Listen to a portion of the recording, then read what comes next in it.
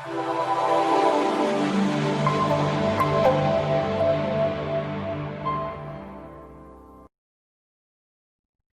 everyone. Welcome to The Walk.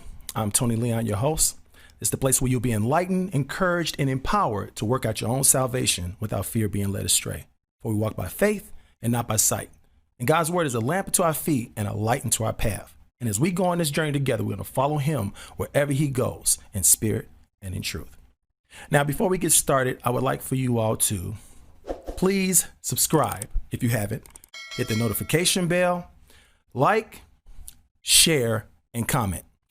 And if you're so inclined, you can drop us a line in our email at enduretobesaved@gmail.com. Now, the thing is, I don't ask for like support as far as like monies and things like that, because I kind of rely upon us building this channel so that we can be self-supporting. So I ask that you all start sharing. If you don't know how to share, just think about the link of this actual YouTube channel. And you can send that link through your text, email, and things of that nature. Try to share with at least 2 people. Everyone needs a little encouragement. So we're gonna go right into our program with COVID Corner. Now, these are the numbers, and I always say this, it's just messed up because they're so astronomical. Okay, what was that? This is last week, that's right. Because I wanted my wife to show the contrast so you can see the difference. Okay, now I didn't see the new numbers, so this is my first reaction. Okay, that's the cases from last week, 13 million. And then the deaths, 264,000. Okay, this week. Ouch. Okay, go back. Oh, that's messed up. Okay, go. This is messed up, you all. Okay. See, that's why I don't like this part of this program, because I mean, I know I'm just one voice crying in the wilderness. That's all it is. But I'm hoping and praying that some fortunate soul reaches this channel and they can see this information and not be scared, but be informed so that they can be able to know what to do. So now we're going to continue. And these are the world numbers. This is last week, right? Okay, you all see the numbers. Okay, what's this week? Wow. See, that's almost 100,000 deaths since last week. That's crazy, you all. I mean, it's weird. I mean, I don't even want to discuss that. But look at this part. I had this wrong. No, put it this way. Not I had this wrong. I was hoping I was wrong. Show this graph or this chart.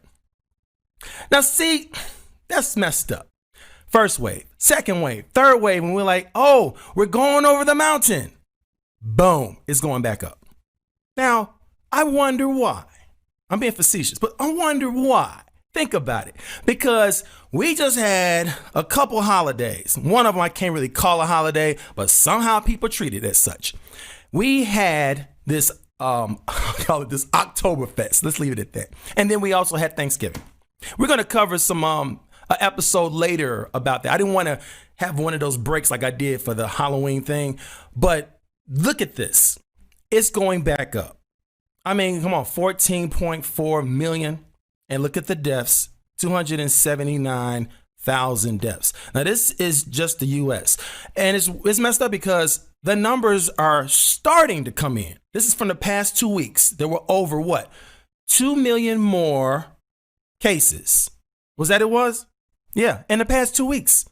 But the numbers are going to keep coming in. Okay, let's look at this right here. Oh, the hospitalized, 101,000. I think I was saying, how is this number being read? Are we talking about 101,000 in one day? Or are we talking about 101,000 hospitalized as of today? So now we can finally say it's as of today, right? There you go. So the hospitals are all filled up. Okay, so what's the next one right here? This shows you a different scenario of who's the top three. Okay, what do we have here? We have Minnesota, Rhode Island, and Indiana. These are where new cases are higher and staying high. And you have the other one about they're high and then they're going down. Is that what it is? Oh, you don't? Okay. Well, they have another chart that actually showed they're high, but they're going down. And I just want to mention this because, give credit where credit's due. One of them was South Dakota. High, but coming down in numbers. Now, I don't know all the particulars about it, but I have a funny idea. South Dakota is not that large as far as population. And people were dying at an accelerated rate. So all of a sudden, you kind of have one of these things where are they going to keep dying at an accelerated rate, or is it going to kind of like taper off and say, okay, well, not everybody's, no offense, but stuck on stupid. So I'm picking up that's what's been happening. I could be wrong, but I think that's where it's going. Okay, so we have right here where new deaths are increasing. Oh, you surprised me, you gave me a new one. I didn't know you were going to do that. Okay, so it says that was by the New York Times. Now look at this. Iowa, New Mexico, and Nebraska. That's where the deaths are increasing. Yeah. And don't think it's just these three. And I saw my wife, she was doing the charts, and it was a whole bunch of states doing it. It's just that we chose the top three. Just to give you all some idea of what's really going on in our nation. Okay, continue. Okay, we're going to go into Wholeness Walk. And I'm going to show you all the connection that we've been doing with COVID Corner, because they're interconnected, especially right now. I mean, if I'm going to give you all some health advice, I might as well help you where it counts. So right here, I noticed that the focus would be, I'm sorry. Yeah. The focus would be protection. Okay. That's where our focus is at. Safety first. So there was an article right here. We're going to go right to it. It says, go to my chart. I'm sorry, no, go to the other one because I want them to see the headlines. Okay. Yeah. Okay, you can go.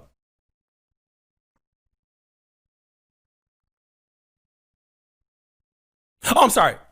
I see what you're saying. Now, you could talk to me. I just want you all to know this is a work in progress, but at the same time, we just want to just make sure that we're on the same page, literally same slide page, because and I'm kind of telling on myself. My wife puts together my slides, and this morning of all mornings, we were more focused on the topic of the day, where I wanted to focus on her putting them together, and we just create the narrative, because as the Lord leads, and I really believe God has been leading us to do such a good job at getting this information to people. So bear with us, but go to the chart that I think you had. That's the one.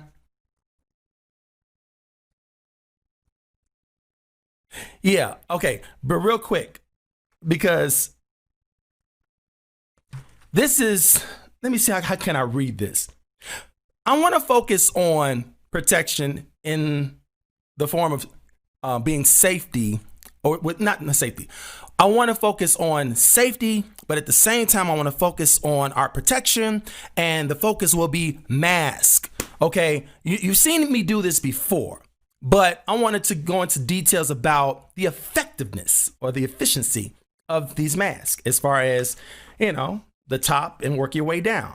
I mean, I'm pretty sure people want to know that. I'm not sure if you can see this, but this chart shows you the top mask on down to the weakest. As far as large particles, that's the first column, and the second column is showing you aerosol, right? I think that's how I'm following it. So the green are the large particles, and the purple is focusing on aerosol, how effective these masks are. Now, the top one that you see right there is a KN95. That's this, okay? And it's the cream of the crop as far as effectiveness, okay? I don't really see that number too. Oh, yes, I do. It's 99.9% for the large particles. And then it's what, 90, is that 95? 95% for the aerosol. This mask right here, KN95. Now, I usually don't wear these, but you can. I like the fact that it has the so-called pincher at the top for the nose, and it pretty much hugs your face pretty good. So these right here are considered the top of the list. Okay. Now, the second one is the surgical mask. Now, I guess what makes these so cool is because there are 3 layers in these masks, and they're pretty effective according to what you see on the chart as far as large particles and aerosols.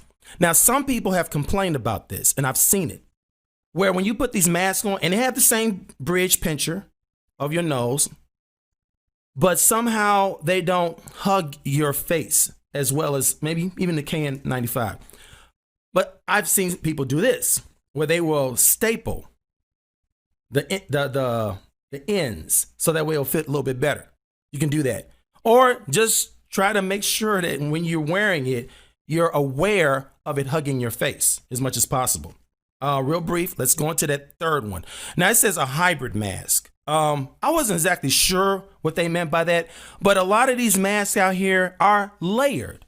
Now, this is one, I think it's one of those Tommy Copper ones. And I thought it was kind of cool when I got it. I said, oh, this seems like a really cool mask.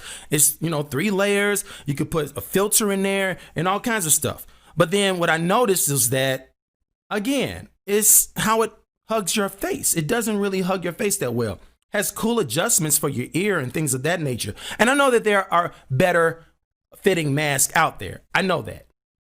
But somewhere in between the hybrid and the 2-ply, I'm not sure what a 2-ply would be, but I noticed that sometimes people have been wearing this. Matter of fact, when I first heard about the so-called COVID, when was that? I guess it was in March, I think. And I started saying, wait a minute, I better start protecting myself. I was going like to Whole Foods and I noticed that nobody was wearing a mask. And I had one of these.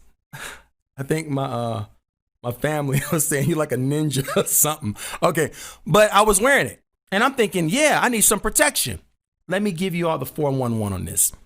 This is 1-ply. Okay, it's kind of sheery. And I noticed this. When you speak and you sneeze or something like that, you will see the aerosol go out of this mask. So how effective is that? Not really effective. Not really. There was another mask. These I think you could find from these fuel stations and stuff. But 1-ply. Again, aerosols. Large particles, they bat 1,000. Aerosols, not so well. Pretty bad. I seen this one at Walmart. This reminds me of one of my favorite. But the problem is it doesn't have a bridge pincher type of thing for your nose. I don't know how many ply it is. I'm not sure. I don't care. But I do care about this one. Now, this is Hain. This is an amazing mask. I'm not trying to promote this. I'm just trying to show you all why I think it's such an amazing mask. Okay. This is, first of all, 3-ply. Because when you see the 2-ply right there, I think it says 99.5% effective against large particles. But then it says 82% for the aerosols. That's 2-ply. This Hain is 3-ply. And it has the bridge pincher for your nose. And it's so comfortable. And when you wear it, it's like just really nice and snug. There's really no area in there where, aerosol or you're breathing outside air too much. And I like the way it fits your face. It's pretty good. My wife hit me to this one. And I'm letting you all know, of course, you all can choose any mask out there. And I know you're probably thinking, why are you spending so much time on masks? Because I want you all to be protected. And I want you to protect yourself from others. And I want you to protect others from you. I showed you all this one before. This one. Oh, it's cool looking. Oh, it has the charcoal P2.5 filter in it. And it has the exhaust, dual exhaust. But that's the problem. You're protected, well protected. I mean, like a KN95. The problem is when you're breathing out. Now look at it, the bridge, everything's nice on this thing. And it goes around your neck. But when you breathe out, it goes through the exhaust. And now you have messed up with others. Because now they can get the COVID from you if you have it. All right. Now, this right here. Okay, this is the article that we're going to go back to. And I think it's the previous slide. Okay. It says one chart shows the best and worst masks for coronavirus protection and which situations they're suited for. And I guess that's what we were going over, okay, to see which ones would be better. It says a simple trick can reveal whether your mask or your face mask offers sufficient protection. Try blowing out a candle while wearing it. A good mask should prevent you from extinguishing the flame. Makes sense. It says the rule isn't foolproof, but it should help weed out masks that aren't very protective. So I could tell you right now, this would fail because you could breathe out so easily. Not good. Not for protection. Same thing with this one. Not good. Some of the other ones are pretty good, but you know what? I just told you about the exhaust on this one. Not good. So I just weeded out three right there. The other ones, for the most part, they seem pretty good. It's just that, like I said, it got to fit your face. Okay.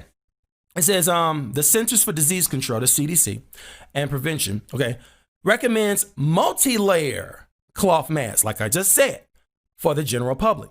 The ideal mask blocks both large respiratory droplets from coughs or sneezes, the primary method by which people pass the virus to others, along with smaller airborne particles called aerosols, which are produced when people talk or exhale. It should be sealed around the nose and mouth. Boom. Like I just said. Very important. They said it should be sealed around the nose. Remember I told you that pincher thing? And mouth. It shouldn't really be open, but there's a way around it with the surgical. Since any gaps, holes, or vents could allow droplets to leak out and infect another person. Boom. There you have it. So keep that in mind. I think you all are pretty much educated about the mask thing, but I'm going to keep reminding you all because some people out there, like I just always say, is stuck on stupid. I don't want that to happen. But we're going to go right into our topic of the day. And this is the part 7 finale. I was going to break this up possibly into 2. I said, no, I can't do that. So I'm going to ask that you all bear with me. I'm going to try to still keep it within a reasonable time frame. But the things I want to cover, I'm going to have to expound on. I want to also let you all know I'm kind of glad that something just happened. I don't know if you all are aware of this, but YouTube has this thing where the content can be a copyright infringement. Okay. And what I noticed is that some of my episodes were flagged. And all you have to do basically is all you have to do basically is just comply. And they have the simple rules, you know, like I'm kind of like a journalist. I do a lot of commentary on content, whether it be slides or video. And when I do that, I'm basically just teaching you all from what I see. It's not so much as that I have to give credit to them. It's just that it's one of those things where what is the usage of what you're doing? You know, is it you're trying to infringe upon them, or you're basically saying, look at this, and this is what I have to say. So that's basically how the commentary works. And okay, so I had a couple of them that wasn't just about the commentary. It's more like the sound or the music or whatever, background. I mean, you know, and I'm like, whoa, okay. So credit what credit's due. But they have these cool things and these cool tools that you can actually start removing some of the music and things of that nature. You come back later and see if it's approved, and boom, no infringement. So that happened 3 times. 2 of them was like a music thing, which is basically like some of that intro music or whatever it may be. And so that was taken care of. Okay. But there was one episode, and I'm going to tell you the episode. It was Creation or Chance. And that episode, the first of the series, a 5-part series, it was episode 9 of the whole episodes that I've been doing. And it stayed there for a while because I had to apply to use the usage for my commentary. And I didn't see no reason why there would be an infringement because I've used other usage that was even way more clouty, if I could put it that way. Anyway, praise the Lord. It's been approved. So I'm able to do whatever I want with that video. Okay, so I thank the Lord for that. But the thing is, I'm still going to be using content like today. I wanted to mention this first before I go into this. It's a lot of content today. extra, if you will. And I want to be able to show you this content in a way where it not just gives credit to the so-called producers, but it also shows you that after seeing this is not it. I think you all need to check it out for yourself. I really want people to start looking at some of these programs on their own. Not, oh, I could just watch it on the walk. No, I need for you all to check this stuff out because I'm just covering some of the cool points, that I think that you all can be enlightened, encouraged, and empowered on. So in saying that, bear in mind, I'm going to spend a little extra time. And I didn't want to feel like I was rushing this thing. And I even asked my wife for patience because she usually gives me the times as far as like, oh, okay, this is how much time we have left and stuff like that. So today is a little different. And I'm going to end this series today because we're going to go into some cool things. And I'm going to mention that when we go into a taste of things to come. So this is very important right here. This is the Pledge of Allegiance. Why is this so important? Last week, we covered the preamble of the Constitution. We've covered the preamble of the Declaration of Independence. You know, when you think about the preamble, it's basically saying this sums up. So the Constitution is summed up in the preamble. We, the people of the United States, in order to form a more perfect union, establish justice, ensure domestic tranquility, provide for the common defense, promote the general welfare, and secure the blessings of liberty to ourselves and our posterity. Do ordain and establish this Constitution for the United States of America. That's the preamble. Boom. We should know that by heart, especially if you're an American. And then you also have the Declaration of Independence. Now, when I was reading that, a lot of people will just notice that it just brings out about how life, liberty, and the pursuit of happiness. Okay. We're supposed to have that. When a government basically goes against that, we're the governed. It says to abolish it. That's what freaked me out because that's part of the Declaration of Independence. The only thing is the Constitution is a legally binding document. The Declaration of Independence is not. Even though it's not legally binding, it's still our creed. It's what we believe in. I would think so. But this Pledge of Allegiance is also, it's kind of like the icing on the cake to say, you know what? I am an American. That's the reason why lately I've been, we've been singing a lot of patriotic type songs. Even some of the songs of, songs of yesteryear as far as like Negro spirituals and things of that nature. They're all fitting because we're all American. We're all created equal. Okay, but this right here, let's point it out. It says, and you can recite it with me or you can just take it all in. I pledge allegiance to the flag. Now people say, oh, no, I'm not pledging allegiance to a flag. Now think about all the veterans, okay? All the fallen veterans at their funeral. And that flag is folded so precisely and so with care and given to the spouse. You know, I mean, it's a beautiful thing. In my opinion, it's very beautiful because it represents God and country. Now, when you think about this flag, don't think about the dark past. Think about a bright future.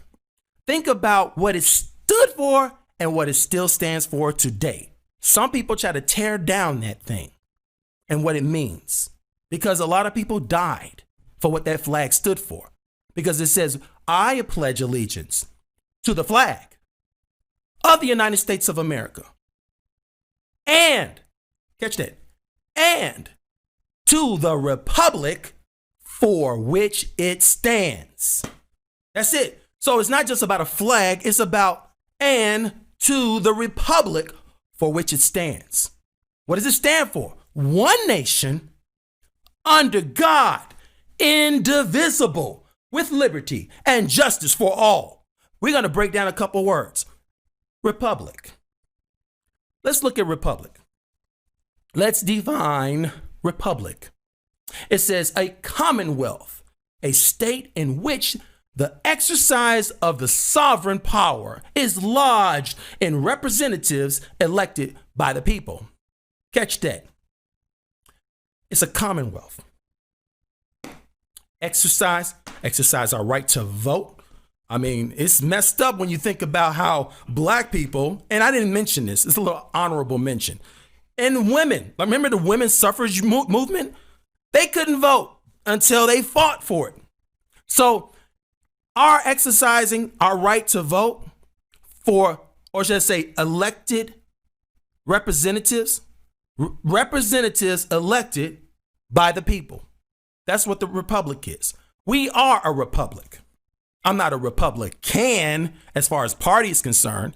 I'm not even a Democratic as far as party is concerned, but I believe in democracy. I don't believe in what this thing is called an oligarchy. Do you all know what an oligarchy is? You probably never ever heard the term, but just in case you haven't, this is what it means. Oligarchy, a form of government in which the supreme power is placed in a few hands, a species of aristocracy. Look at that. It's placed in a few hands, a species of aristocracy. There was another definition, though. I thought you was going to bring that up. And this is the definition. These few hands represent a company. When I say a company, I'm talking about a business, whatever the business is. Whether you're on a plantation or whether you're doing some trade or whatever it may be. It's a few people out there that are what you call at the top of the key. People who basically own it all. You know, you got the 1%ers, if you can put it that way. And they basically own it all. And then you got a few other people that's getting the crumbs, if you could put it that way. I'm talking about that's an oligarchy. You got a few people out there that basically have all the might, all the power, all the moolah, the money, and basically running it all. And they figure, hey, I got all the money. I got the land. I got everything. I say what goes. It's an oligarchy. It's not a democracy. Well, I say this is what we need to understand. What is a democracy? A democracy is what? A government by the people, a form of government in which the supreme power is lodged in the hands of the people collectively, or in which the people exercise the powers of legislation. That's that by the people, for the people. When I look at how we, the people of the United States, in order to form a more perfect union, how are you going to do that if you're not law abiding, if you don't believe in civil rights? You have to believe in that because we are the people and we put people in government. They're elected officials. We exercise that power of legislation. When we think about our laws of the land, I'm looking at when you go against the law, you're breaking the law, and then it's consequences and repercussions. That's the bottom line. And what I'm picking up right now is that our democracy is based upon such a thing, and that is the Constitution of the United States of America, a law-binding document that most Americans have no clue what it's contained in. They misconstrue a lot of the different things like the First Amendment rights and Second Amendment rights and Fifth Amendment rights or the 13th Amendment. And then they have really no idea what does it all mean? Well, the bottom line is we are supposed to study to show ourselves approved unto God and country. There was one time when people were not allowed to vote unless they passed the test. And sometimes that test was, I'll say it was unfair because you have an oligarchy. Maybe not on the books, but you did have an oligarchy because the few rich and powerful people were running this country. And that's what was happening. Is that what's happening now? I wonder what it was. But you know what? There's only one thing that motivates people to do evil things. The Bible says it, you know? So let's look at 1 Timothy 6:10. It says, for the love of money is the root of some evil. Now, if you all were responding to me, you would probably correct me and say, no, it's the love of money is the root of all evil, which while some coveted after, they have erred from the faith and pierced themselves through with many sorrows. Because the bottom line is evil is evil. Evil is evil does. So what we're going to do is we're going to go into now the video that I was going to say. Bear with me because I'm trying to tell a story.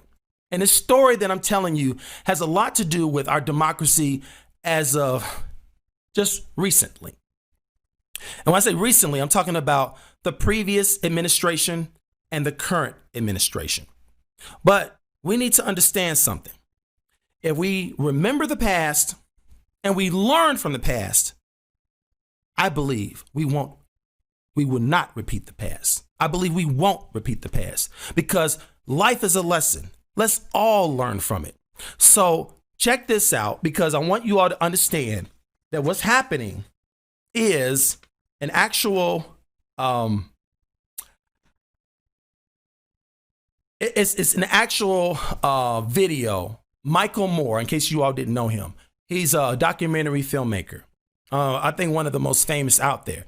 And he did a video that was called Fahrenheit 11/9.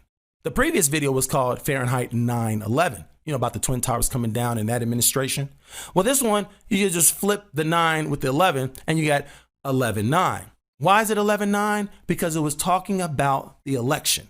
We know which election. We're talking about the one in 2016. Now, I want you all to understand something. It's like when you think about, what happened in 2016? Well, see, I'm telling you, this video breaks it down pretty good. I know it's his perspective, his point of view. You can even call it his ideology. But I think it's worth looking into. It's worth us considering some things. We're supposed to take heed lest we fall. So I want us to understand the importance of us learning some things that we probably are not going to learn in our own back of the woods, And I'm looking at, how did I come across this video? My family members, I'm not sure how I can say that, but my family members had presented this to me and said, you need to check this out. It's going to upset you. And it's like, I'm looking at I don't know if I want to be upset, but it's like, it's good because it's informative. And I say, and I said, okay, well, let me check it out. Cause I like Michael Moore. I've seen all his other ones, Roger Me and stuff like that, and Bowling for Columbine and stuff like that. Oh, and the other one that I put in my own book, Sicko, about the healthcare system. But this particular video is focusing on people that I kind of have admiration for, but at the same time, I'm appalled by others. And I don't know, you're going to probably have some emotions when you see this. And this is only the tip of the iceberg, because when you see the whole video, not today, not right now, but on your own, I think it's on Netflix, Fahrenheit 11/9.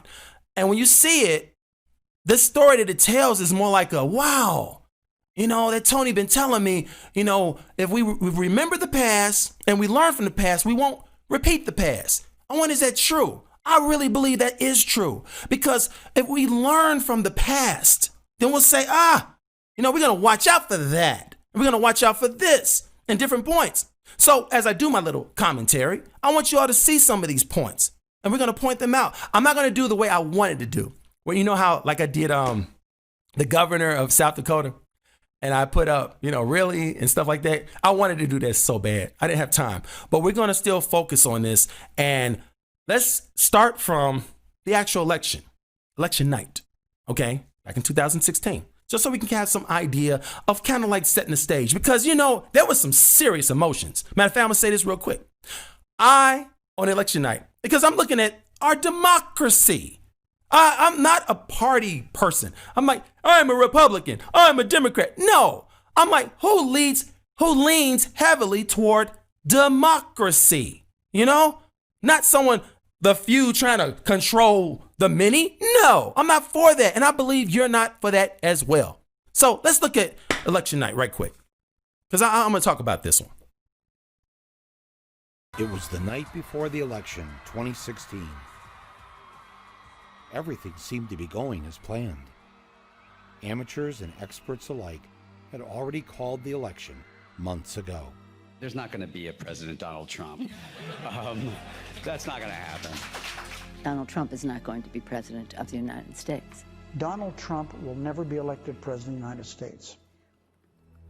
He's not going to be president. Is there a path to victory for Donald Trump at this point? No. Do you still think she has a 100% chance of winning the election? I do. I'm not sure the Republican Party is going to survive. A giddy nation awoke that morning to the news in the New York Times that Trump had only a 15% chance of winning. Once the polls closed, before the votes were even counted, the champagne corks were popping at Hillary's victory party in New York City. This has a literal glass ceiling, a glass ceiling they're hoping to symbolically burst through tonight. Meanwhile, just 17 blocks away,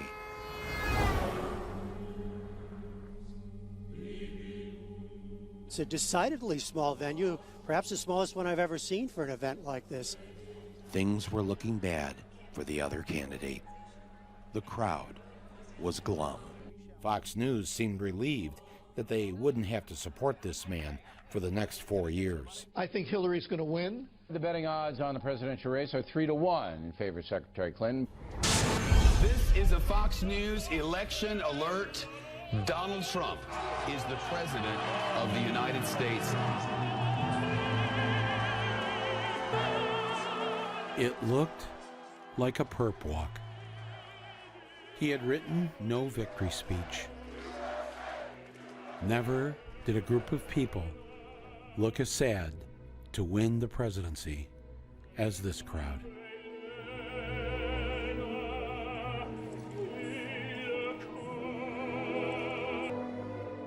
At 2:29 a.m. on 11/9/16, our new leader's image was projected onto the Empire State Building.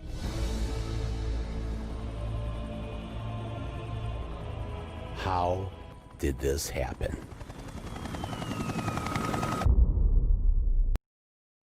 Okay. So there you have it. That's kind of like the intro.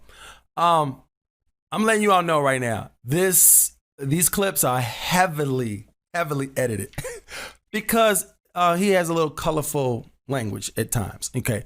And I thought it would be inappropriate if I allowed that. But you know, if you think about that night, I'm pretty sure most Americans were feeling like I felt. I was sitting on the sofa. I was watching it, and it was like, let me see. It was getting later and later and later and later. And I think around like 2 o'clock. No, even before then, my wife, she comes out. I guess she was done watching it, right? And she comes back out, and she said, "You got to get some sleep. You got to go to bed." And I was like, "No." Like, no. It was weird because it was surreal. I'm looking at like, okay, I'm just sitting there thinking, is the outcome going to be changed? I mean, I don't know. I guess from that point forward, I was on this trip of like, what happened? What happened? And I'm kind of glad that Michael Moore did this because it kind of brings some closure to that no moment. And you're going to see what I'm talking about because there were times, I'm talking about not in this video, there were times throughout the course of this 4 years, you're trying to figure out like, oh, remember the Mueller report? I don't know if you all know that, but the Mueller report, we had to wait for like 2 years for them to come out with that report and say, here it is. And you know how that turned out. It was just so weird, you know? But I want you all to understand that I'm kind of looking at this thing like from a different perspective. Okay. So how did it happen? Let's go over real quick. First of all, yeah, how did it happen? Let's check this out right quick. Yes, it was the Russians. And of course, it was James Comey. Pause. Look. Okay. Now, the footage is not going to show this. But James Comey, okay, he was the director of the FBI. Thanks. And what happened was, okay, good. Then what happened was, I think the night before the election, was it the night before the election when he made the announcement? A couple days. Give it a couple days. Couple days before the election, back in 2016. he made an announcement, and I remember it. You know, he said that Hillary Clinton is being investigated. And I was just thinking to myself, like, okay, like, what was the purpose of that? See, life is a lesson. Let's learn from that. What was the purpose of him coming out even a day or two before the election and saying Hillary Clinton is being investigated? Now, remember, she is a candidate. Donald Trump is a candidate. These two are candidates. We should not interfere with the election in any way. Basically, let the people know. I'm sorry. You're coming to the people saying she's being investigated. I'm looking at it like, why would you do that? There is no real proof to say she broke a law or anything like that. And I'm looking at it like, why would you do that? And I felt like it was insubordinate. Now, who was his boss? A lot of people forget that. It was President Barack Obama. He was Comey's boss. So you're probably thinking, if somebody did that, being insubordinate, should they be reprimanded? Maybe publicly to the people and say, excuse me, people, he was out of line or something like that. You know, you would think something. I don't know what President Barack Obama was thinking, but I'm looking at it like public sentiment is on the line. This guy just gets up a few days before the election and does this. Oh, I'm sorry. You have to do something for the people because it has to counteract what's happening. Not that you're for Hillary Clinton, but the fact is, whoa, this is our democracy. What are you doing? You're wielding your power and saying, I'm the head of the FBI and I can tell the American people this and wield their direction in the direction that I'm leading them. I mean, that's what it seemed like to me. That's what I'm led to believe. I don't know what you all thinking, but to me, it was kind of obvious. I don't have that footage, but he stood up there and did that. Oh, my goodness. I mean, this is me. I'm not Obama. This is me. I'm looking at it like, you do something like that, oh, you're fired. I will pull you're fired type of thing because that's the worst thing a person can do is to try to change public sentiment and being insubordinate at the same time.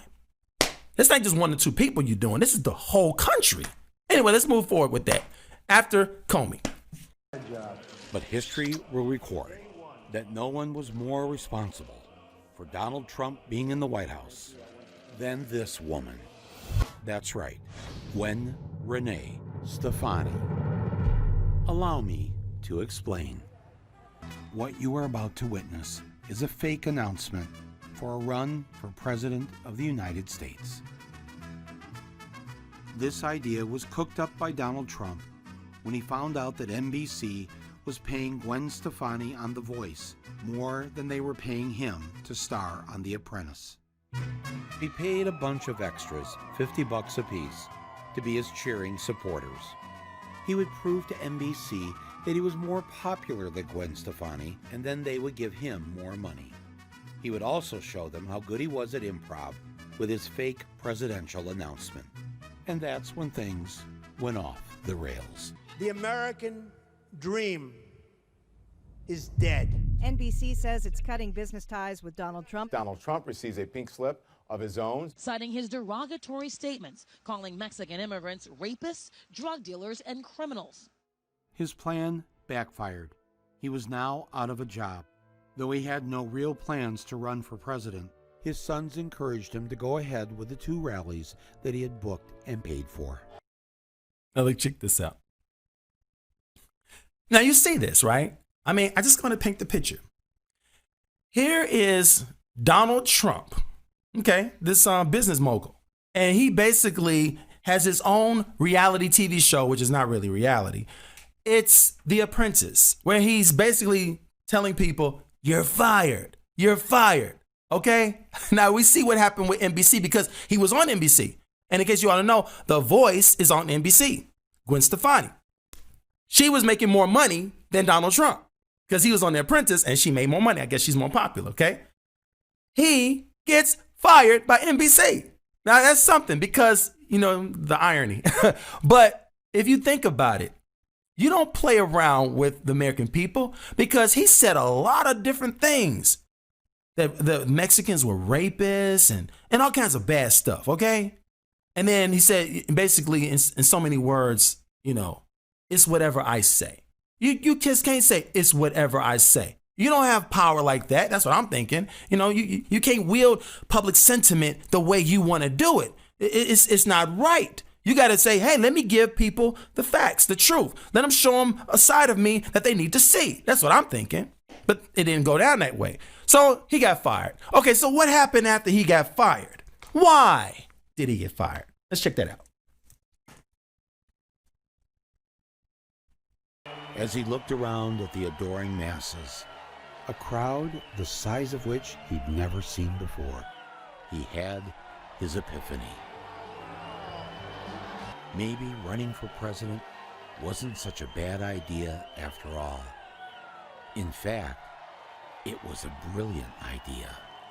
I'm going to be king of the world. There was no one happier with this decision than the nation's media. Trump was about to become their cash cow, and NBC could now put him on TV for free. Let me ask you a question. Did you put the rallies on because they were of news value or because they were driving ratings? Well,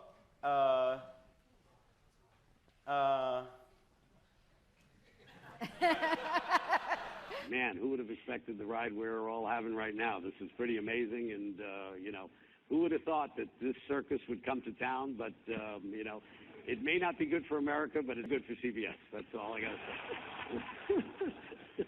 The money's rolling in, and it's amazing. That's all I can say. I've never seen anything like this, and this is going to be a very good year for us. All of the big networks were run by men. See? Follow the money trail. Because there's no way, no offense. I mean, if you were a Trumpster, I'm sorry. No offense. I'm seriously, I'm just trying to inform you all. He should not have been president. I'm picking up, that's what it was. What was it? Why was he president? Why did he become president? Why was he even a candidate and he just knocked all his opponents out left and right? It's because it was a money thing. He brought in ratings. Remember, he was already a personality on television. He had his own show, okay? This brought more ratings for him. But those stations like NBC and CBS and so forth, they were looking at it was a cash cow. Makes sense now. I get it. But the problem is, like CBS said, oh, it's good for CBS, but it might not be good for the American people. So he chose his business, oligarchy. He chose his business over democracy. Right? I mean, I know y'all can respond to me, but that's what it is. Oligarchy over democracy. See, this is messed up because we're Americans and we allowed this to happen. I mean, I don't know exactly what we could have done, but we could have spoke up. We chose not to. This is messed up, man. I want you all to understand something. So let's look at this thing from a perspective of he was a moneymaker for the media.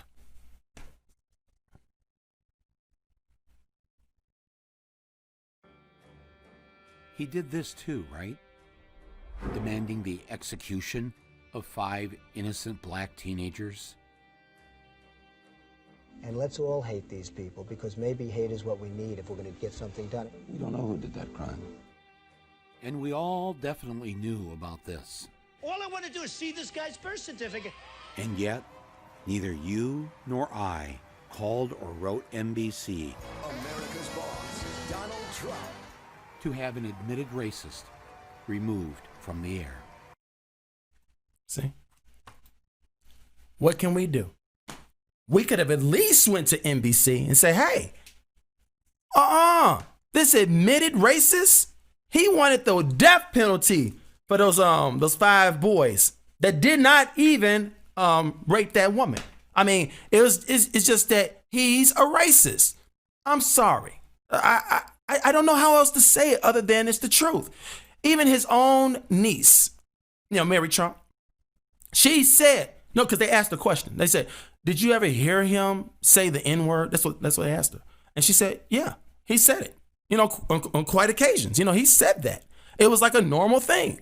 He calls all kinds of other races very derogatory terms, and he does it as a norm. Okay, you might say, oh, well, maybe he didn't mean it that time or this time. I mean, if he says it very often, you can say, oh, it's ingrained in his character. It's his ideology. And that's the bottom line is, he is a racist. He focuses on hate. So if you see it, you know, like we're supposed to let our light so shine that men may see our good works and glorify God. See, you see your fruit, okay? But look at this. In Matthew 7:20, it says, wherefore by their fruits ye shall know them. That's how you know people. Look at their fruits, the fruit of their labors. When you see a person act a certain way, Jesus is saying, and that's Jesus' own words, Jesus is saying, you know, not you can guess, not you might come to some conclusion of the matter. No, you know them by their fruits. And as far as I'm concerned, I'm seeing his fruit and I know where he's coming from. If you say anything derogatory, especially about our races and stuff like that, then that means it's in you. That means it's just going to come out of you because it's in your heart and it came out and he's showing himself. I mean, this is crazy. Is that what you have for me? Let's go to it. Racism. It says the belief that different races poses distinct characteristics, abilities, or qualities, especially so to distinguish them as inferior or superior to one another. I'm better than you. You're beneath me. Well, that's his persona. And it's weird because it's not just a black-white thing. It's just the concept that I'm better than you. He might even think he's better than most. That's his persona. I mean, I'm not trying to convince you all. I'm just trying to convey and let the chips fall where they may. That's it. But let's continue with this because I want you all to understand he has admirers. I'm saying it wrong because my wife and I was talking about that before. He has admirers. No, he admires others. But look who he admires, who he looks at and says, I look up to you. Let's check it out. Even committing treason on worldwide TV was acceptable because he didn't hide it. President Putin was extremely strong and powerful in his denial today. Trump loves the strong man, the autocrat, the dictator. Take these two strongman CEOs. They go way back. The one on the right became the governor of Michigan before the one on the left became the president of the United States.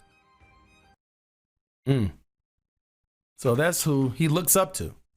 Now it's weird because you're saying, okay, maybe you might come to some conclusion and say, I can see maybe he would look up to someone like Putin. Because, you know, he has businesses in Russia, you know, he's trying to do the Trump Towers and things of that nature. And also you have Kim Jong. You're like, oh, he looks up to him because he's running this nation, you know, and he has no one to run against him because they don't have what you call a democracy, you know. And I'm looking at it from the perspective of here you have this man, the man of the hour. I almost want to focus on this because I almost wanted to take it from a different perspective, but I'm not. I'm going to take it from the perspective as the story leads. It's showing you a narrative. Who was that man? That man is the governor of Michigan. Okay? If he's friends with Donald Trump, birds of a feather flock together. That means he looks up to him. He looks at his style and whatever he does in his state as probably a blueprint, a format of how he would probably run the country.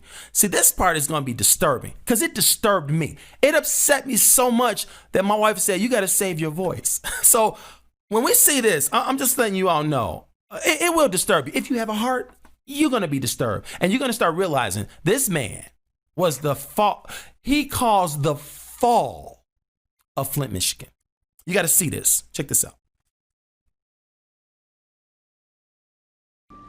It began in 2010 when a Republican named Rick Snyder was elected governor of Michigan.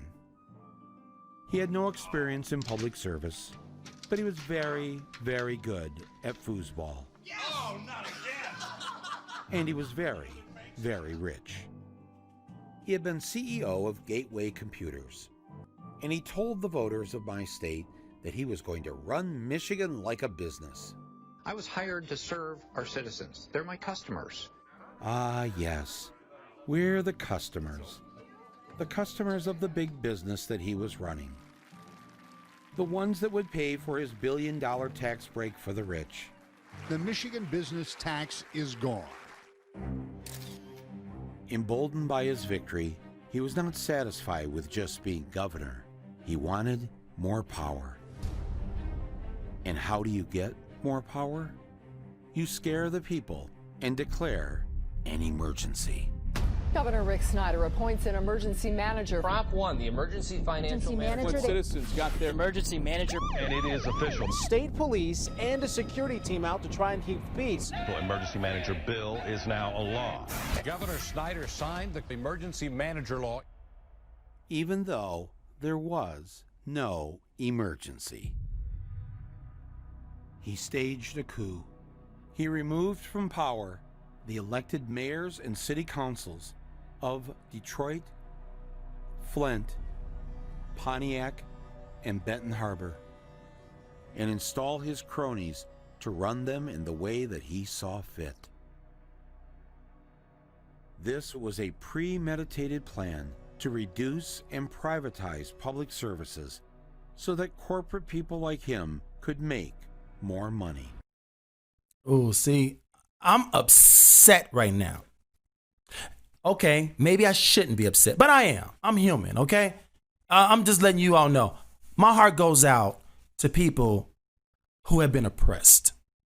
Tyranny, oh, me and tyranny, we don't get along. Because every time I see tyranny, and it shows his ugly face the way it's showing with what he did, he wielded his power. Oh my goodness. It's almost like this is scary. Yes, being the leader of the free world, one of the most powerful leaders in the world, the president of the United States. But what is almost like that? Being a governor of a state in the United States. Yeah, governors. Well, my wife just corrected me. He's not a governor anymore. It's almost like I'm looking at, this is what these people, when I say these people, I'm talking about these oligarchies. These people who basically say, hey, give it to the few, skip the many. Or matter of fact, how about this? Take from the many and give it to a few. That's what Martin Luther King was saying. See, that's messed up because that's the oligarchy. This man, he actually took his power as the leader of this state. And he said, I'm going to do whatever I want. I'm going to remove elected officials. And he started doing that. And he started putting his own cronies in there. And they started doing whatever his bidding was. I mean, they called this so-called almost like a police state. And it's kind of messed up because you're thinking, how can he do that? Like, does he have that kind of power? And I'm picking up, that's one of the people that Donald Trump admired. Because he like, wow, look what he did to his state. He just wielded his power like that. I'm the president of the United States. I can do the same thing. That's what blew my mind because I kept saying, don't we have elected officials right now? They can put a stop to somebody who just is a tyrannical person. That's what I'm thinking. Like, what laws do we have in place to stop tyranny? And it just blew my mind. I'm not going to go there right now because we're going to talk about this later on. But right now, we want to continue this and talk about, the governor. Oh, let me say this. The governor, in case you all didn't know this, real quick, Flint, Michigan had a water crisis, has a water crisis, even now. And that water, let me give you the breakdown. He decided to divert the clean Lake Huron water away from the city. And he started going to the river and had that river water, that nasty river water, come into the city through these lead infested pipes, so to speak, so people can drink and bathe in them. they started getting all kinds of diseases, like Legionnaire's disease, having cognitive impairment and all kinds of skin rashes and cancers and things of that nature, and getting sick and die. That's what was happening as a norm in his state during that time. Okay. And it bothers me because the whole story, I mean, like I said, you all got to check this video out in its entirety so you all can understand, the magnitude of the evil that this man had put upon his people. He's the leader of the state of Michigan. And I'm just telling you right now, what he did was bad. But this was like the icing on the cake. What he did was he dealt with his cronies. I'm not saying that companies are bad. I'm just saying that, they take precedent because remember, it's an oligarchy. It's not supposed to be. But here you have GM, General Motors. And they say, wait a minute. This nasty river water is messing up our parts. You got to do something about this. So then, the governor basically says, okay, I'm going to do something about it. So what does he do? He diverts the clean water to GM. Now you're probably thinking, yay, the clean water is going to go to the people too, right? No, only to GM. That's messed up. And I'm telling you right now, that's evil. Let's just continue. This is terrible. Nobody's going to believe this, that the one GM factory that's remaining here in Flint, they got to hook back up to the fresh, clean Lake Huron water, and everybody else. And we were like, well, what's happening to our bodies? And they were like, they went back to it's safe as meeting all federal and state guidelines. And that was like the drum. But the auto parts that had to be washed in the factory had to have the clean, pure water. Yeah. From Lake Huron. Yeah, because profit reigns supreme. So, Trump is looking at this whole Flint water poisoning, and he's got to be thinking, wow, the governor got away with poisoning a majority black city? What will I be able to get away with? Look at my African American over here. Look at him. Go home and get a job. Go home, get a job. Now there's a remnant. Yeah, he's right there. Hello. Uh-oh. In the good old days, they'd rip him out of that seat so fast. We are going to make America great again. And when a message is urgent enough, sometimes help arrives. City of Flint, USA,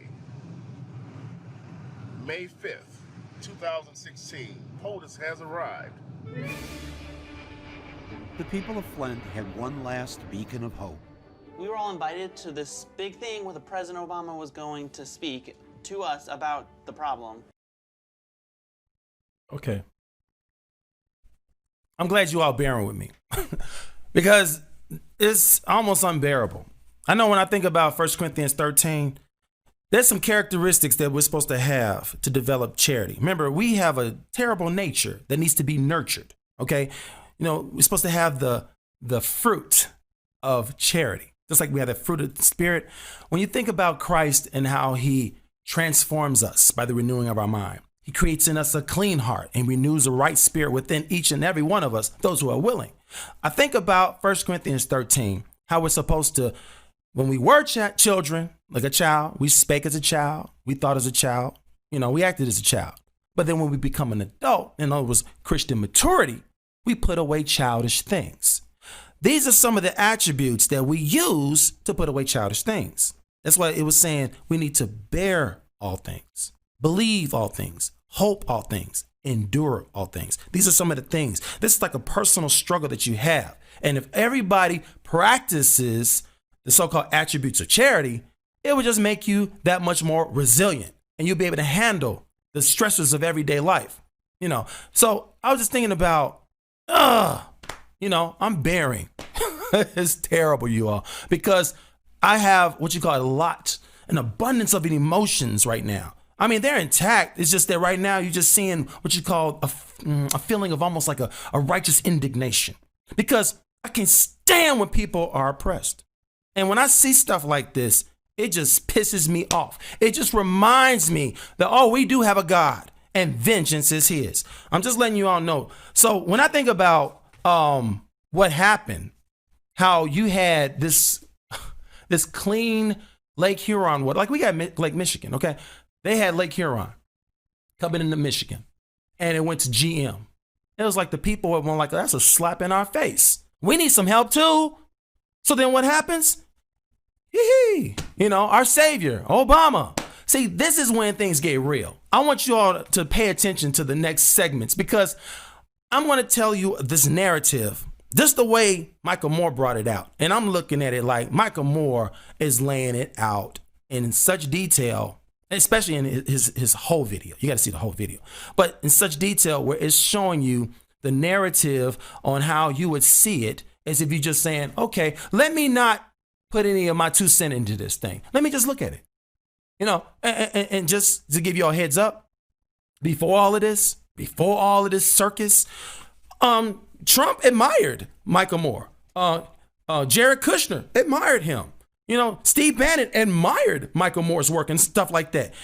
He was just an admired filmmaker. And they even said it, not on these little segments, but on the video, the whole video, And it's just amazing because it's like, Jared Kushner said, oh, the next thing that Michael Moore makes is probably going to be something that we really need to check out. And sure enough, this is what he was making, So I want you all to see what happened because we're going to send in the cavalry. Well, this is Obama. And the Flint, Michigan people are now about to get some help, right? We're like, yay, Obama, he's coming, POTUS, President of the United States of America. Let's check this out. Let's see what he did. Thank you for caring for us, Obama. Flint's recovery is everybody's responsibility. And I'm going to make sure that responsibility is met. That's why I'm here. To tell you directly that I see you and I hear you.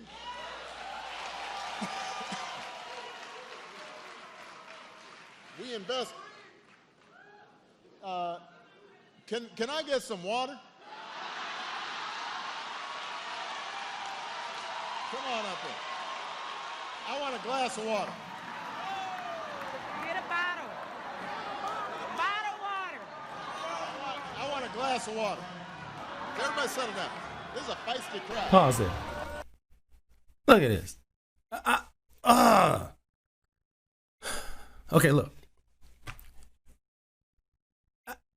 This is something that I'm not sure if you all are aware of this. But let me just go back a little history, a little bit back, back in 2008, okay, when he first got elected. Now remember, he went for 2 terms and he got both terms. That's 8 years. Okay. And of course, Trump, he got 4 years, But look what happened. When he was elected, I'm going to tell you right now, I voted for him, okay? And I had good intentions and good faith. I'm thinking, yeah, this is the man for the job. Not just the so-called first black president. Like, you're proud of him. I mean, he could have been any color, The bottom line is he was dignified. It seemed like he was a diplomat, like somebody to so-called bring us together and get things done. That's what I'm keep thinking, And I said, yeah, this is all right. And then we had the House and the Senate. I mean, we had the 60 seats in the Senate and we had the House, I think 257. Okay, so it was like, wow.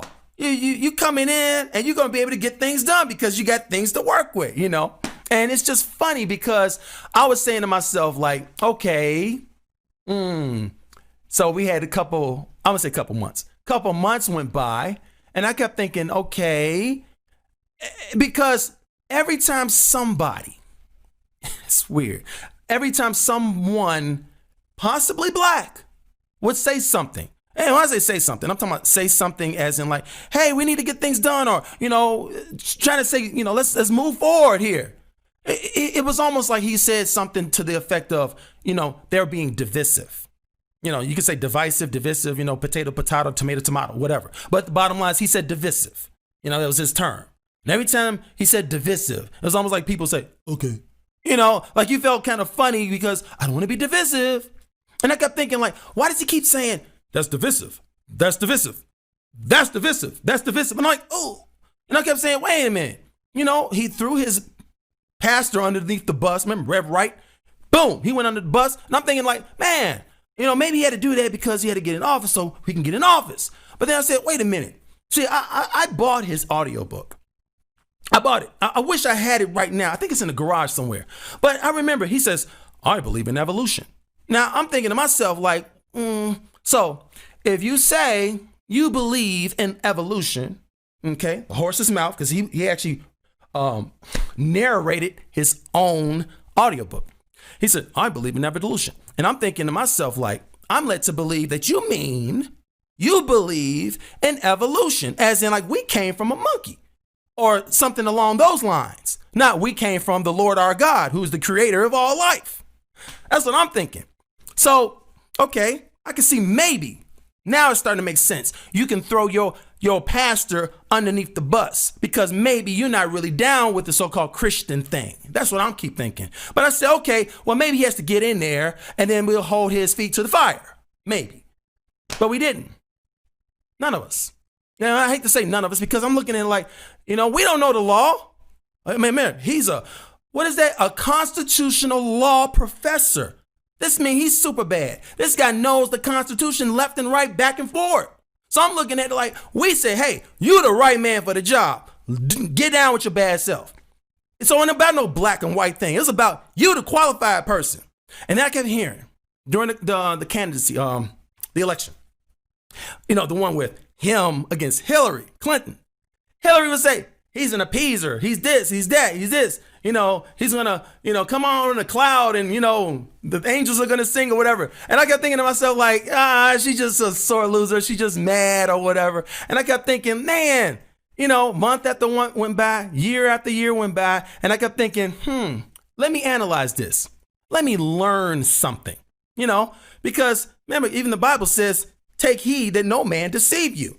I want to take heed. I want to check things out. I'm going to tread softly and make sure that I'm seeing what I see. And I started noticing things. I didn't need this video to show me some of these things because what he just said, he says, that's not a stunt, you know, and then, you know, talking about this crowd and how they like that. That was his way of saying they're being divisive. Like, settle down. You know, I'm here. I'm on the scene. Give me a glass of water. And I heard the lady, she said, bottled water. I want a glass of water, you know. So he the person coming out to give him a glass of water. Of what water? We're talking about the water from Flint, Michigan. Yeah, it might be filtered, but nevertheless, you see what happens. So show this real quick. Thank you. I really did need a glass of water. This is not a stunt. If you need, pause. So remember, if you really need a glass of water and you thirsty, you don't have to be black or white to show a person who's thirsty. They're going to take that water and they're going to gulp it down and say, refreshing. Check it out. What? He wet his lips. He did not drink it. He didn't sip it. He wet his lips. There was an audible gasp in the audience. People were just like absolutely dejected. Why would you do that? I am sure that somewhere when I was 2 years old, I was taking a chip of paint, tasting it, and I got some lead. Yeah, that's like talking about like, well, I didn't wear a seatbelt and I'm fine. It's like, but there were tons of people that died. Backstage, the president, sitting at the table with the criminal governor, decided to perform his stunt all over again. You know, generally I have not been doing stunts here, but, you know. That's not what I expected. That's what Snyder did. It felt like he minimized like what people are actually going through and struggling with. If you were actually lead poisoned, you would not be president. You would be janitor Barack Obama. We were holding on to hope that he would declare a disaster area. A disaster would give us FEMA, it would give us pipe replacement, get engineers in here. Then we could get Medicare for all the residents of Flint.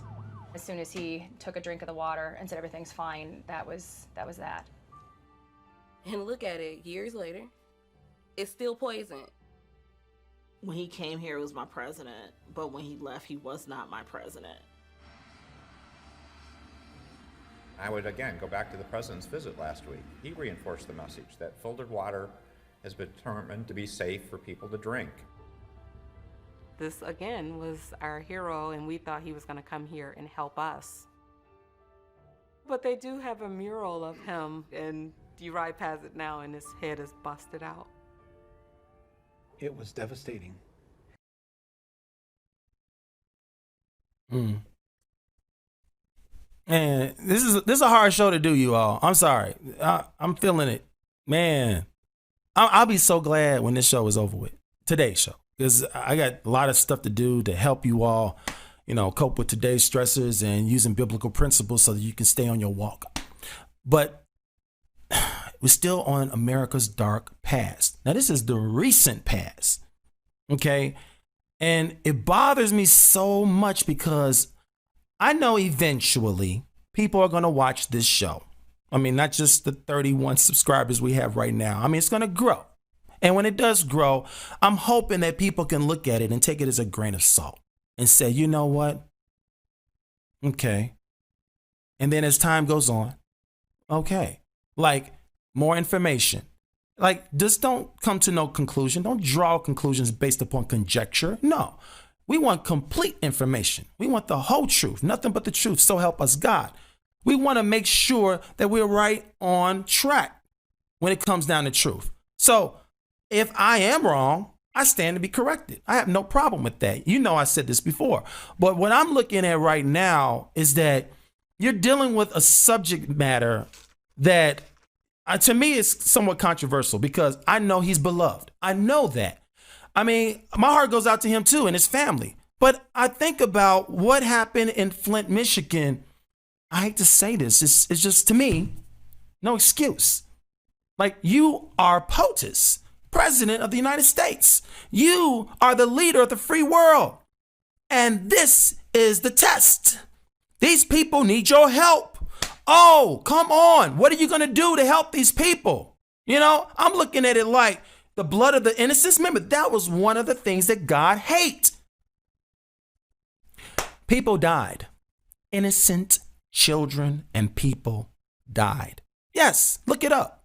I mean, you don't need this video to show you that. Go ahead and study to show yourself approved. Go to YouTube. Do your own search. I don't know. I mean, if you do a search, you might find out that number is astronomical. Because remember, that happened back, in 2010, and it's continuing to go on now.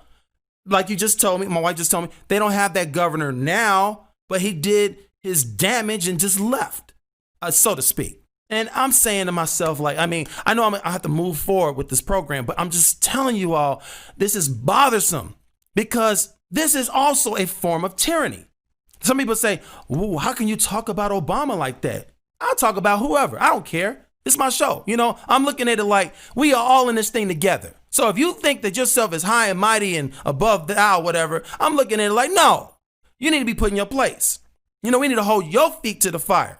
See, so when we look at what he did in Flint, I want to show you to bring some solidarity and continuity to the whole thing, because there was a news report, not right here. I just want to remind you all, because I'm going to show you, they reported, I think it was CBS News, and they reported, it's like a 2-minute segment just to see how was his visit.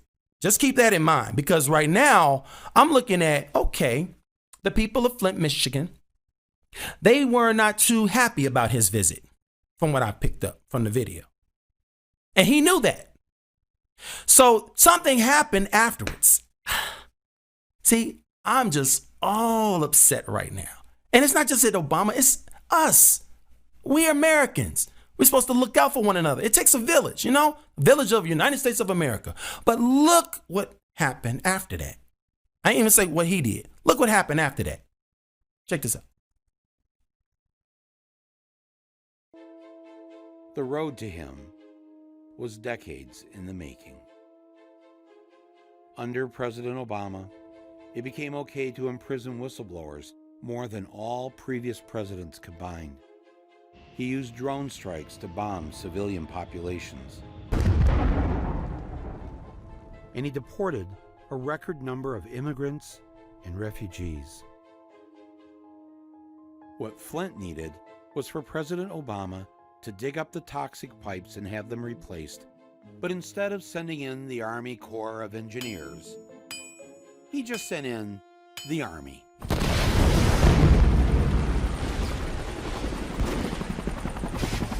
Those are not normal in Flint.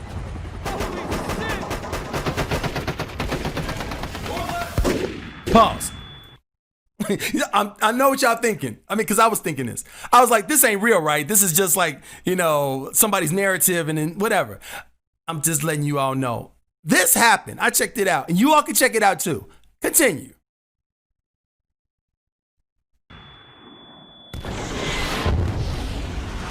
June 25th, Flint, Michigan.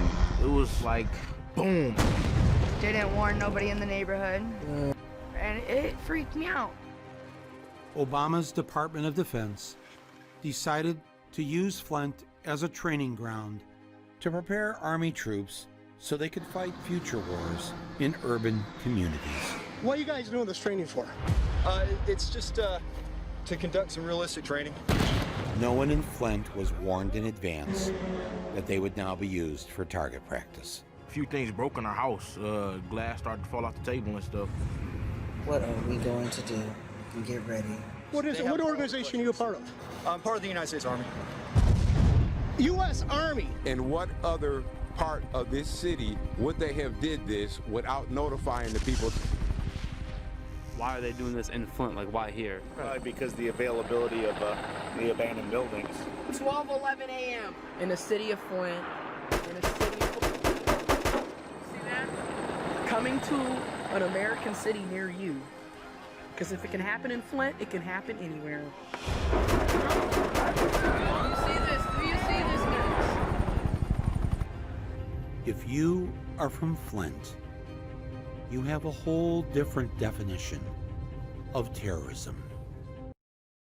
I'm sorry, you all. I'm mad.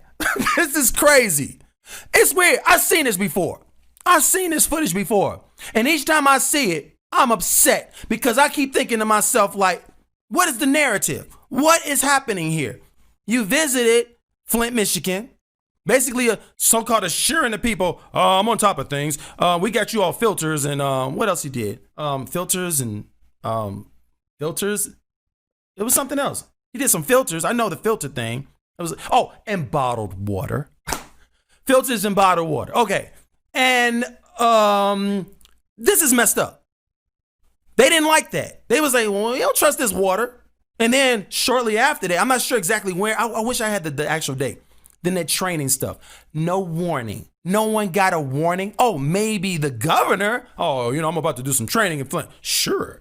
And then all of these people not aware what's happening. I mean, it's like a war zone because you got a lot of abandoned buildings. I wonder why. It just makes me wonder that these people just survived that. Because I'm telling you, it's very traumatic. It's almost like you can get PTSD. This is crazy. I don't know if this upsets you all, but sure it should. So continue on, and I want you all to see. I want you to see. This is the footage now. This is the footage of the news report, CBS, just to say how his visit was in Flint. I mean, I could have put it before this, but just so you can check it out. Today, Barack Obama gave the Good Housekeeping Seal of the President to the troubled waters of Flint, Michigan. And Jerika Duncan is there. Can I get some water? Before a crowd of 1,000. I really did need a glass of water. This is not a stunt. President Obama took a sip of Flint's filtered tap water, assuring the people there that he cares. I've got your back. Not too long ago, I received a letter. The president singled out 8-year-old Mari Kopeny. Mr. President. She wrote him a letter in March expressing her concerns about the water. How would you describe the Flint water? It's nasty. Why is it nasty? It gives you bad rashes and headaches. Flint's water crisis began 2 years ago after the city switched its water supply from Detroit to the Flint River to save money. The water wasn't treated for corrosion, causing lead to leach from aging pipes. 3 government workers have been charged with misconduct and conspiracy to tamper with evidence. One of them was arraigned today and pleaded no contest. Though officials now say filtered tap water is safe, many, like Paris James, don't believe it. When they said it was okay, it wasn't really okay. The single mother's daily routine begins at 6 in the morning. Her 3 children get ready for school using bottled water. She drives them 20 minutes outside of Flint to her parents' house to bathe. So you refuse to pay your water bill? Mm-hmm. Why pay for poison? To date, the city has handed out more than 24 million bottles of water and over 100,000 filters. Scott, the mayor here, says she wants to replace all of the pipes, but right now there just is not enough money to do that. Jericka Duncan reporting. Jericka, thank you. Yeah, I wanted to show you all that because that was kind of like showing you kind of like the result of his visit in Flint. But it's weird because it's like they still have a water problem. Oh, this is terrible. 2010. I mean, okay, no, 2008. You get in. In less than 2 years, you lose your House and your Senate. And then you can't get anything done. Then you say, I got this health care bill. Oh, it's called the Affordable Care Act. And then you're trying to come to the negotiating table. And then all of a sudden, you got people like Boehner and Mitch McConnell and all of them basically saying, oh, you're not going to be able to do that. We're going to have you as a lame duck president. And he like, I want to work with you all. Let's work with you all. And his constituents, meaning us, the ones who voted him in, and we have a democracy. We voted him in. He's supposed to be for the people, by the people. And I'm looking at it like, we elected you. Telling us, don't be divisive. Let's work with them. We got to work with them now. And it's so messed up because I'm looking at it like, I wonder what you could have done. Life is a lesson. Let's learn from this moment. I believe if you were president and you really cared about the people, you would have came to the American people and you would have said, American people, they're preventing me from doing my job. Go to your elected officials so I can do my job. That's simple. But, maybe the powers that be, maybe it's a little bit deeper than that. I don't know. I can care less because I'm looking at it like, all we see is you supposed to do your job. Oh, but he's black. Or whatever it is. I'm looking at, I don't care. Whatever color you are our leader. You're the president of the United States. Do your job. Oh, this is upsetting to me because I know it's spilled milk. It happened. It's over with. And I give you all an opportunity to comment and say whatever you want. Because as far as I'm concerned, if it is good information out there, to say the contrary of whatever I just said today, I want to see it. I do. Because I want to understand what really happened. Maybe this is all footage that doesn't make sense at all. Maybe Michael Moore is a crazed maniac that just said, I just hate Obama. I don't think so. Because the way he be acting on the news and stuff, he don't come as hard as I'm coming right now. Oh, I'm really upset. He be like, Obama, he's a president that he's just going to be remembered as he was black. He's a black president. But what else? What else? That he was the first black president. But what else? First black president. That's it. Because what do we remember? What do we remember in his long 8 years? What did he do? I'm talking about that the people can just say, wow, Obama did this. Because if you say the Affordable Care Act, I'm telling you right now, oh my goodness. See, if you pay for the Affordable Care Act, and we're not on medications, we keep our health up. But I'm just saying, medications expensive and things of that nature. You got the co-pays and all that other stuff. And then on top of that, if you don't pay for your health care, you get penalized. That's supposed to be a good thing? I wonder if we just say that's a good thing, are we so-called wanting to believe a lie? Because that don't seem like a good thing. As far as I'm concerned, you come to the negotiating table and you ask for way more than you want to end up with. I think he came to the negotiating table and said, this is what we want. And then Mitch McConnell and Boehner and all them saying, we're not going to give you that. And then we had a scaled down version of whatever it is. I'm focusing on the healthcare because I'm looking at, I don't want to repeat the past. I'm looking at 8 years of Obama, 4 years of Trump. That's like 12 years of slave. It's tired. Are we not tired of this? Now we got a new administration. It's now time for us to look at this thing objectively. Got a new administration. It seemed like maybe they've learned some things. I hope so, but I'm not going to just sit here and just say, okay, do your job. No, we should hold their feet to the fire. We're Americans. Now, I should have had it on the screen right now. There is a site that I think all Americans need to go to. And that site is contactyourpolitician.com. That's it. Contactyourpolitician.com. And if it's not contact your politician, it's contactmypolitician.com. It's one of them. But you know what? We're going to make sure we put the link down below just so you can have that. Because I think we need to start doing that. It's not about politics. It's about democracy. And we better act like it because it's about God and country. Now, this is deep because I'm not sure if you all understand something. This happened a long time ago. So even before the first thing that I talked about, which was about the American Revolution and all of that, let's go before that. Okay, I'm talking about, was it the 1400s? Yeah, 1450s. See, I want to show you some footage right now because I want you to see this, okay? And it's going to paint the picture of where did this racism come from? It had to come from somewhere. Oh, let's get down to the bottom of it. I don't want to speak anymore. I want you all to just see this because we're going to comment on it. Right. Slavery wasn't about race either because no one had thought up race yet. So who did? I put that question to another leading historian, Ibram Kendi. I didn't expect he would answer the question in the form of one person's name and a date, as if we were talking about the light bulb. But he did. He said in his exhaustive research, he found what he believed to be the first articulation of racist ideas. And he named the culprit. This guy should be more famous or infamous. His name is Gomes de Zurara. Portuguese man, wrote a book in the 1450s in which he did something that no one had ever done before, according to Dr. Kendi.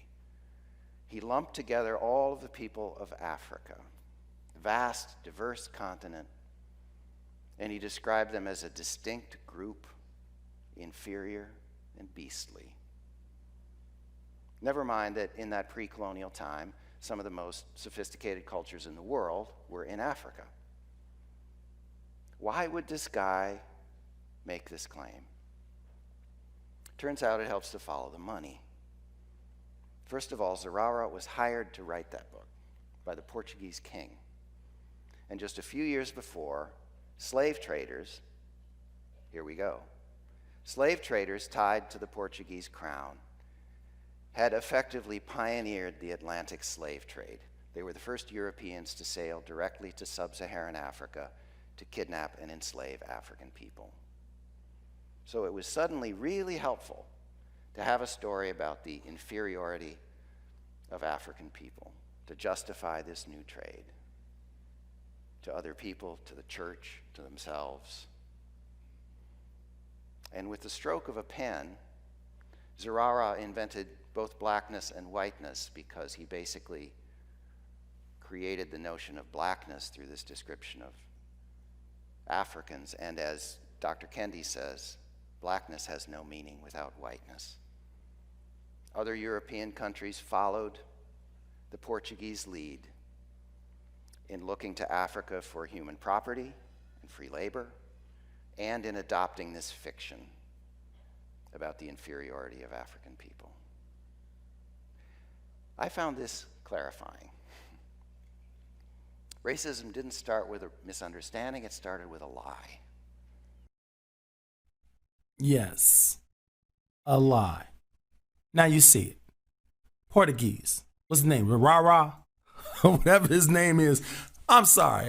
Yeah. But the bottom line is, here you have this so-called Portuguese guy basically hired by the king to say, or to try to justify on paper, that meaning the Africans, the colored people, are inferior, to justify slavery, like the slave trade. Okay? Now we're talking about back in the 1400s. So slavery was going on back then. And it's weird because here you have in Europe, And then it was brought over here to the New World. Now, I'm not going to go into details about it, but later on we might, because this is so messed up. Let me see the name, if I get it right. Pequot. The Pequot Indians. Did we all know about that in 1637? The Pequot War. You know, the Puritans. You know, they came from England and they started dying off, and they couldn't handle the winters and stuff like that. Pequot Indians are like, hey, here's some food. And then, you know, the white man, I hate to say it like that, but, you know, in this case, it was like the white man looking and saying, you know, they got food. Let's take it. Because they ain't thinking about, can we share? I mean, Pequot didn't want them coming on their land anyway, you know, not their land, but, you know, where they at. We live over here. Y'all can go elsewhere. No, there was a Pequot War. They got other Indians, other Native Americans to side up with these so-called Puritans and to so-called slaughter them. It was a massacre back in their day. And we so-called celebrated so-called Thanksgiving with the facade. Even Abraham Lincoln made it a holiday during the time of the Civil War, but still was based upon a facade. Thanksgiving, yeah, we give thanks in all things, for this is the will of God in Christ Jesus concerning us. Yes, but for some reason, that thanks was like, thank you, Lord, for letting us annihilate these so-called people that was on the land that we want to take. Thou shalt not covet thy neighbor's anything. And that's what happened. And see, it's always about coming against one another. So it's not about black and white. Okay, so 1 John says, 3:15, it says, whosoever hateth his brother is a murderer, and ye know that no murderer hath eternal life abiding in him. So if you got that in you, you're hellbound. I'm sorry. Hate is a serious thing. I don't hate people. I love people, but I hate hate. That's a weird thing to say. I do. I hate when people hate against one another. We're supposed to love one another. See, it's based upon the two elements, two things. On this hangs all the law and the prophets. Love God with all thy heart, mind, soul, and strength. And love thy neighbor as thyself. Even love your enemies. Why we can't do that? Because we been duped on a lie about racism that wasn't even real. It's something, but somebody made it up and say, let's use it for the love of money. The slave trade. Oh, we all been duped. Oh, no, not the black people, the white people. Y'all especially been duped. No offense. We all been duped. Not just that. I see Hispanics going against other Hispanics because they're a different type of Hispanic. Or blacks going against other blacks. Like lighter blacks go against darker blacks. And black going against black. I seen white go against white. I seen it all. And you all too. I could write the book on this stuff. It seems to me that we haven't got it to our thick skulls to realize we've been duped. We're supposed to have love for God and country. How are we going to do that if we have hate in our hearts? If you got hate in your heart, you're not heaven bound, you're hell bound. Now look, this is the solution. We all know this, but I'm going to break it down point by point real quick.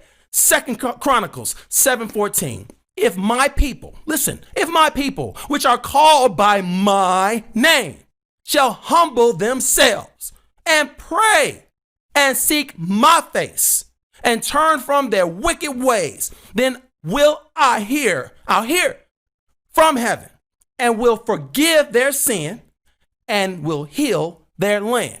Now you're probably thinking, what's all this? Because we got to humble ourselves. We got too much pride in us. And we think that we're better than others because of the color of our skin or because of our status or clout or our creed or whatever it may be. And then we have to pray. We're praying to God. We're seeking Jesus' face. We're seeking him. We're turning away from our wicked ways. See, when I think about evil and I think about wicked, I don't think about sin. Pay attention. Sin is the transgression of the law. See, the wages of sin is death. If we confess our sins to Jesus, Jesus, is faithful and just to forgive us of our sins and cleanse us from all unrighteousness. That's all you need. We don't need no lambs and stuff and cut their throats every day. That's over with when Jesus died for every man, boy and girl and woman. All you have to do is confess your sins to Jesus. That's it. So, what about wickedness? What about evil? Evil is basically harm. That's it in a nutshell. God had done evil. He done harm. But when you put evil and wicked together, that's something that's diabolical. That is the sin against your brother. That's it. And that's why God hates it so much. When you read Proverbs and you see the things that the Lord hates, yea, 7 are an abomination unto him. Those are the things that we need to sigh and cry against. We need to cry loud and spare not. Lift up our trumpet, and we need to show that people, all the people, hey, that's wrong. Not, oh, that's unprecedented. No, that's wrong. We need to turn away from our wicked ways. We need to call sin by its right name, but we need to call evil and wickedness by its right name. We do that, God will say, hey, I hear you. I hear you. Because right now he don't hear us. He'll hear you from heaven. That's what it said, from heaven, because hate is not in heaven. And he will forgive us our sin, and then he will heal our land. Now, the question is this. If he heals our land, does that mean that we're going to just be all right? No, we need to continue to press on. We need to look at this and mark this as an occasion to say, hey, we need to heal also. We need to examine ourselves to see if we're in the faith. Can you do that right now as a people and say, where do I stand? Am I a child of God? Do I love my fellow man? Do I have hate in my heart? Is there something that I have enmity against them? Am I holding a grudge against anyone? Only way you're going to do that is if you take this walk assessment, and then remind yourself we're all in this thing together. There's no big eyes or little U's. Come on. This racism thing was we got duped. It is. It's true. We got duped because of that lie. And then we need to check ourselves and really see, are we really Jesus Christ? Are we followers of Jesus Christ? Because that's what it means when you say Christianity. I'm a Christian. What does a Christian mean? Follower of Jesus Christ. Are you a follower of Jesus Christ? Or are you taking his name in vain? Are you taking his name in vain? I say, I'm a Christian, only in name. But look at my fruit. Remember, by your fruit, you're known. People see your fruit and they see how you are. They're like, yeah, I see you. You're either A, Christian, or B, you're not. You're a work of iniquity. Jesus is one day going to say, enter in, or he's going to say, I never knew you. Are you getting to know him now? Are you saying, I belong to Jesus Christ? Are you going to say, onward, on this path of righteousness, on this walk, and continue to look toward him and not lean toward your own understanding? Because right now, I showed you some stuff very disturbing. I get it. But I'm not going to lean to my own understanding because I'm going to still keep looking at life as a lesson, and I'm going to keep learning from it. And I hope you do too. I know this episode was a little bit more emotional. I know that. And I hope that you all bear with me.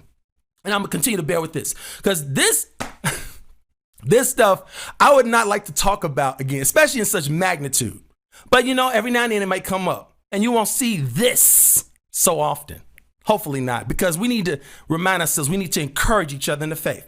So right now, let's sing our hymn to him because I feel like we're all in the Lord's army. Okay. Onward, Christian soldiers. Let me calm down a little bit because we're preparing for spiritual warfare. Little atmosphere. Onward, Christian soldiers, marching as to one, with the cross of Jesus going on before. Christ the royal master leads against the foe. Forward into battle, see his banner go. Onward, Christian soldiers, marching as to war, with the cross of Jesus going on before. At the sign of triumph, Satan's hope doth flee. On then, Christian soldiers, on to victory.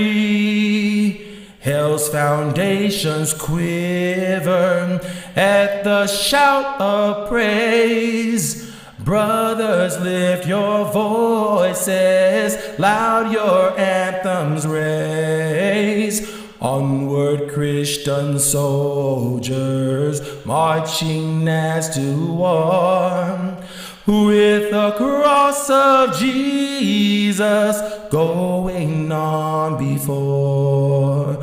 Like a mighty army moves the church of God. Brothers, we are treading where the saints have trod. We are not divided, all one body we. One in hope and doctrine, one in charity. Onward, Christian soldiers, marching as to war. With the cross of Jesus going on before. Onward then, ye people, join our happy throng. Blend with us your voices in the triumph song. Glory, laud, and honor unto Christ the King. This through countless ages, men and angels sing. Onward, Christian soldiers, marching as to war. With the cross of Jesus going on before. Amen. Now, for a taste of things to come. It's funny how music calms the savage beast. I feel so much better. That took a lot out of me because, man, these subjects. Okay, so what I'm going to do from this point forward, and occasionally we will do some of the things which I should have gave more honorable mentions. Like I wanted to talk about the Pequot Indians. I mean, I barely talked about it a little bit. But then I wanted to talk about Harriet Tubman. You know, she led a Union army, a gun tooting, horse riding, and everything. Okay, this is Harriet Tubman. I mean, I wanted to talk about the assassination and the betrayal of JFK. Yeah, it's terrible. We have a really dark past. It's just that you can't cover everything in a few episodes. I mean, I went 7 parts on this series. And I mean, hopefully this will be the longest series that we have. But the things that we're going to be covering now are more geared toward literally the walk, where we're walking by faith and not by sight. And we need some encouragement in the faith. And how are we going to do that if we don't have our feet grounded in the word of God? That's the reason why I'm a heavy proponent for God's word. We're supposed to magnify it above his name because that's what he does. We have an obligation, Lord. We have an obligation to be able to be servants of God. And how are we going to do that? Because right now is the sealing time. I mean, the word of God says it, the winds are being held back. Why are they being held back? Because he's holding them back so that he can wait for the servants to be sealed in their foreheads. And we're settled in the truth. We're supposed to sigh and cry for all the abominations. Remember, these things God hates. The sin against your brother, that's wickedness and being just evil. I'm tired of it. And I know God is really tired of it because I'm a sinner. I'm a sinner in need of a savior. And we all are. There's no big eyes or little U's. No one's righteous. No, not one. So just remember that. Encourage your brothers and sisters in the faith. Encourage your moms, your dads, your uncles, your nieces, your nephews. We do need the Lord in our life, and we need each other. It takes a village. I just want you all to be reminded that I do love you all, and I want you all to be safe. I can only convey, I can't convince. But also, I want you all to understand that right now we can't do it alone. We're doing this channel. It's like a work in progress. We're not asking for any monies, anything like that, but we do ask for your support, for you to share this information with people. Share the link with people, at least 2 people. If everybody shares the link with 2 people, and they share the link with 2 people, and so on, then we can get the word out, because I know not everybody sees eye to eye. I get that. That's the reason why I leave it for comments, suggestions, even concerns, even complaints. You all could do it. We're all in this thing together. So just as a reminder, please subscribe. Hit the notification bell. Ooh, okay, I'm sorry. Like, share, and comment. And just remember, you can drop us a line in our email, and that is enduretobesaved@gmail.com. Send us whatever, because we do read them. So just remember, you all, I do love you all. I do. I love people, and I hate oppression. I hate tyranny. But you know what? We're all in this thing together. So please be safe. Take care. My hope and prayer is that you have a closer walk with your Lord and Savior, Jesus Christ. Until then.